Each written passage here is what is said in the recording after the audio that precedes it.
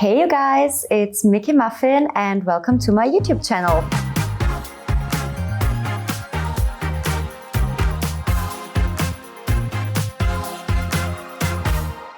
Today I'm sitting here with the handsome Hey guys, I'm Tommy Wood. Tommy Wood.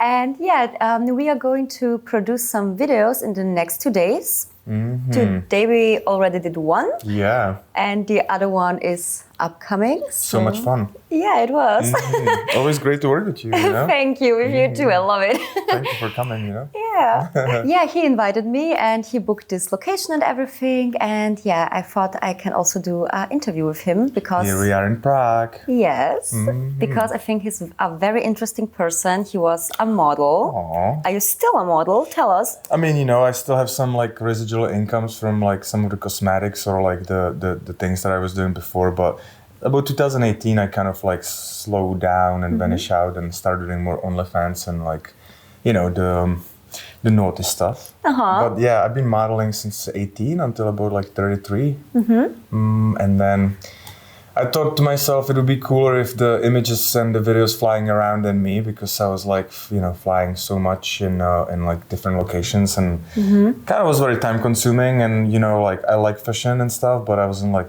you know, fashion obsessed kind of, you know, I did it mostly for money. Yeah. And then in the spare time, I was always on Tinder and Bumble looking for girls. So I was like, hey, might as well, you know, jump into directly to what I'm interested in, you know? So you really started because you wanted to do porn. Oh yeah, you know, like it's the thing. It's like I think it's really important to have kind of like a little bit of like an experience with life and like doing different stuff before you jump into porn. Because I think if I would be 18 or 19 and start doing it, it would be really hard to, you know, like navigate the right way, you know, or like not taking advantage of the you know, like the.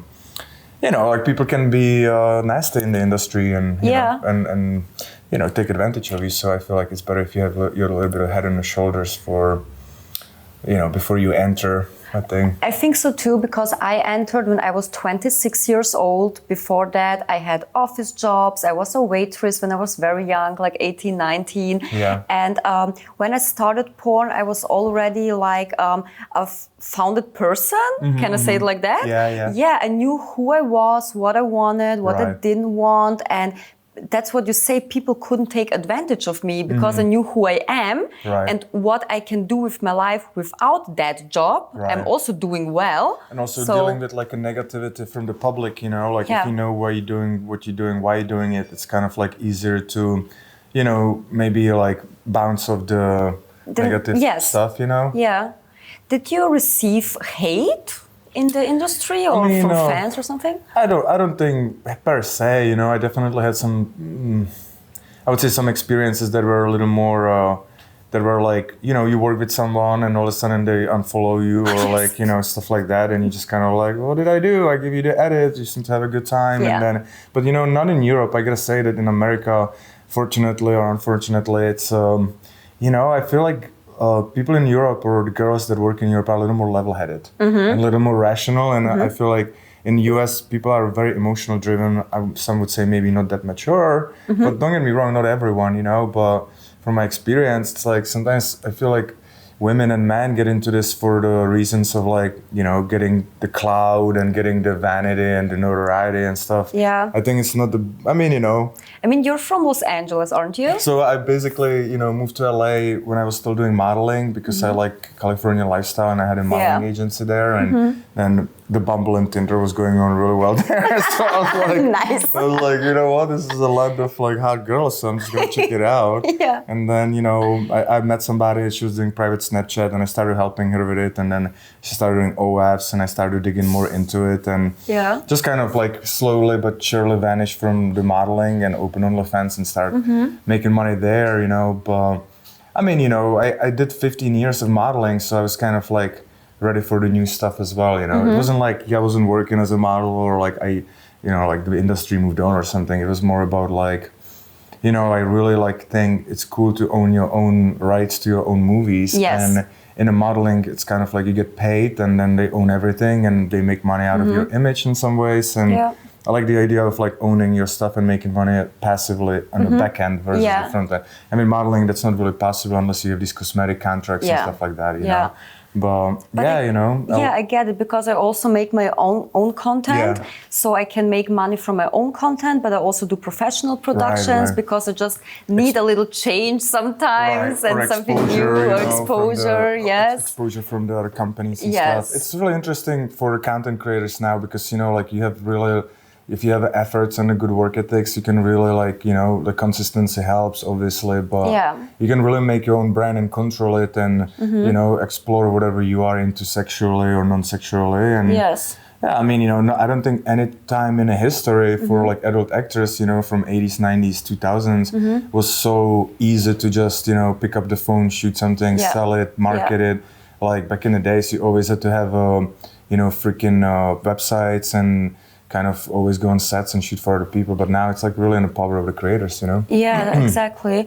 Do you want to talk about relationships or? Oh yeah, sure. I mean, you know, I had a relationship in the industry for like 4 years, and you know, we created a lot of content together and a lot of great content, but I think we just had differences about how to work, you know, and how often to work, I would say, you know, because I think my partner wanted to slow down a little bit, and I was more about like, you know, full on speed. And I also feel like for women and men, it's a little different, you know, because unless you're like a male creator, it's like catering to the gay fans. You know, like a lot of heterosexual men, they will rather go to the girl to buy content off of her, unless they see value in your brand.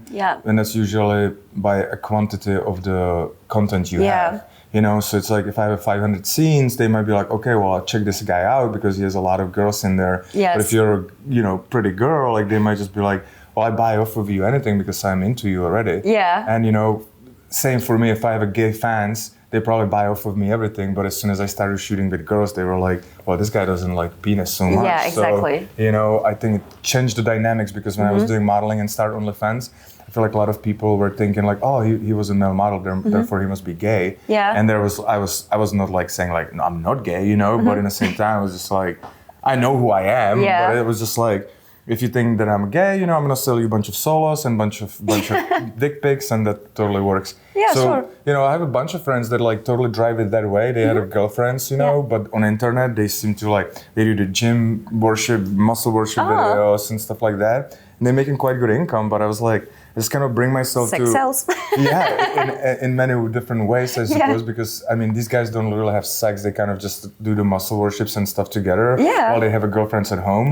But I just couldn't bring myself to be like, instead of like, you know, 3 couples booking villa in like Spain and shooting there, I'm gonna go with like 4 dudes and doing like these kind of like, you know, huggy videos with the guys. I was like, fuck, I don't think I could pretend that long, you know? I get it. Some friends, they do really great jobs, you know? They buy a bunch of real estates and like making, you know, it's so much money on OnlyFans, and all these guys, they think they're gay, you know? And they do a pretty good job keeping it that way online. But then they have a girlfriend at home and stuff, so it's like little, you know, tricks. Were you jealous when your girl was shooting with other guys? Oh no, for me it's like, I think, you know, before I entered adult industry, I did a little bit of the swingers parties as well and stuff, so I kind of understood the dynamics in like the sex for the fan value and then the sex for the monetary value, you know, like, yeah, I mean, you know, I wouldn't be cool if my girl would go like for dinners with people or like hanging out with them like outside of the shoot or stuff, unless we do it together, but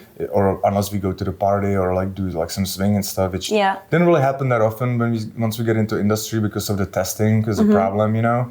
So, but I did like, you know, sort it out within myself if I'm okay with it, and then I shot my partner many times with boys, you know, and girls, and you know, I think it's kind of inherently you have to. You know, you can say it's a good idea, I'm okay with it, but once you start seeing your partner having sex in front of camera and you witness it, I'm like, are you really okay with it? And then to what extent are you okay with it, right? Because it's like, if you shoot 1 scene a week, 1 scene a month, or whatever, if you shoot like 30 scenes a month, you know? It's like, I think that comes within like your own comfortability level in a way of like, you know, and any partnership is of course about conversation, like, you know, and boundaries and stuff, but Yeah, it's hard. I feel like, for men and women, the jealousy is so present, even if it's two sex workers, like two people that are doing it. Yeah. So it's like you would think that it would be easier, but, you have you have normal obstacles as normal partners and relationships, plus the sex with other people. Yeah. So it's like really freaking hard. And I have a couple of friends, that are like in a relationships or like have kids and stuff. And, I always ask them, like, how do you guys do that?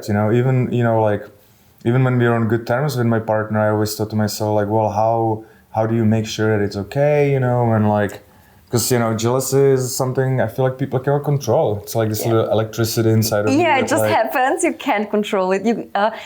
It's like you don't even, you don't always have to show it. You can't control that, but you can't control the feelings. Right, but I think if I get in a relationship ever in the industry again, I definitely want to make sure that the person is completely okay with it. Yes. They just don't think they are okay with it. They are completely okay with it, For me, it was because I met my husband on set and we were shooting together in the beginning, and I was also with him at his shootings, but then I kind of figured I'm getting jealous seeing him in person with the other girl. Yeah. It wasn't for me the sex part that made me jealous, it was the compliments he had to give the girls in the video, because you have to do some dirty talk and you have to say like, hey, nice and nice butt. And totally. I mean, I think it's not that unusual, but I think you can set yourself for success, right? So if you don't like it, like maybe you don't be around it so you don't get triggered, you know?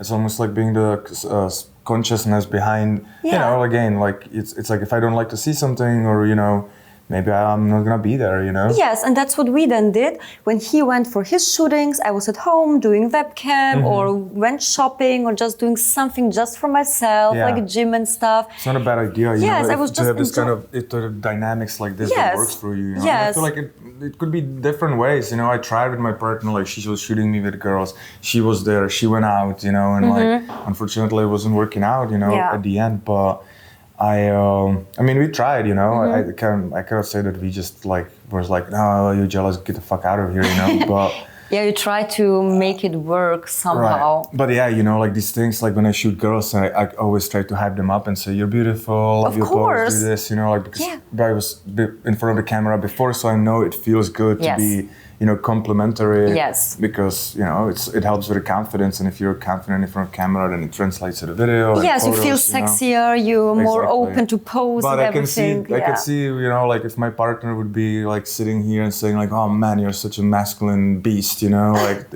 I don't know if I would like it either, We will try the next video. I will try. I just think it's like, a lot of times it's like personal thing that people have to sort within themselves, Yes. And if you're not mature enough, maybe you will be that kind of person who's like, you doing something wrong, you're doing something wrong. But it's most of the time it's like maybe you're just not okay with the setup that we have, And that's the thing. It's like it's a conscious thing to be aware of it, like because jealousy is like it takes over you, and and it's like you cannot control it. Like I mean, you could, but most of the people, don't take the effort to understand it. So. And like 99% of the public, like they think we are all crazy doing porn, Yeah, but it's also just a job. I mean, you're naked, but it's a job. The way I look at it is kind of like, look, like if you enjoy sex, great. If you're making money of it, even better. Yes. But, like I think you should make sure that you're mentally always in like good place, Yeah. It's almost like, it's not a sprint, it's more like a marathon. Yeah. It's like if you want to have a longevity, create your brand, make money, like for a long time, I think it's good to have some kind of idea of like, because I'm sure that if you're 18-year-old girl and signed with an agency, they'll go to this shoot, this guy's great, this is a great producer. I feel like it's time and place, right? Because it's like if you feel burned, you're not gonna enjoy going on sets, you're not gonna enjoy sex, and then you're gonna have adversity towards it. And I think it's really about like a mental health, and then also like people have some negative comments or like body image, and stuff like that online. It's like your ass is too big, your ass is too small, you're skinny, you're too fat. It's like it's insane. So it really helps. It comes back to if you're 18 or 19, you might be people sway you with some bullshit. But if you're a little older, you're kind of like, well, don't buy my content, you know, it's all good, you know. So, yes. So at the end of the day, I feel like it's kind of better if you do it like a little later in your life, you know. And I think you also have to be like aware of it. You can't like fall in love with everyone you shoot with. Oh yeah, of course. You know, you have. That's such a misconception. Yes, you know? you have to know. Okay, this is your job. Yeah. You can have a good relation to the person you're shooting with. I also like you as a person very much, and I enjoy also riding with you. How are you? What's up? Same. Yeah, but you still have to have those boundaries where you know who's your shooting partner, who's your friend. That's what I think. Yeah. It's like, you know, like sex and love is so worlds apart, you know. I can enjoy and have a great chemistry with someone, but it's like, wow, like to be in love with someone and like, you know, fall in love like this, it's like you take a stand for their happiness and their like their life in many ways. Like if you have sex with someone, it's usually it's the enjoyment, right? Like, and then when you're shooting on a set, is the enjoyment plus the technical part where you have to make sure that it looks good, you know? Yeah. So it's kind of like, oh man, I mean, you know, does it go through your head? It's like, oh my God, I'm so in love with it right now. It's more like, no, I'm so aroused, yet I'm like staring at the cameras constantly, be like, I hope that this shit's recording because, you know. And this was the first half of the video. The other half you can see next week because it was a little longer than I thought it would be. So have fun with the other half. Thank you for watching this video till the end. If you liked it, leave a thumbs up. And also, if you want to see more videos like this, you can subscribe to my channel. Also, here you can find my latest video and here you can see the rest of my channel. Also, if you want to follow me on social media, it's linked in the description below. And also not just my social media, but also my very private videos. Mwah, till next time!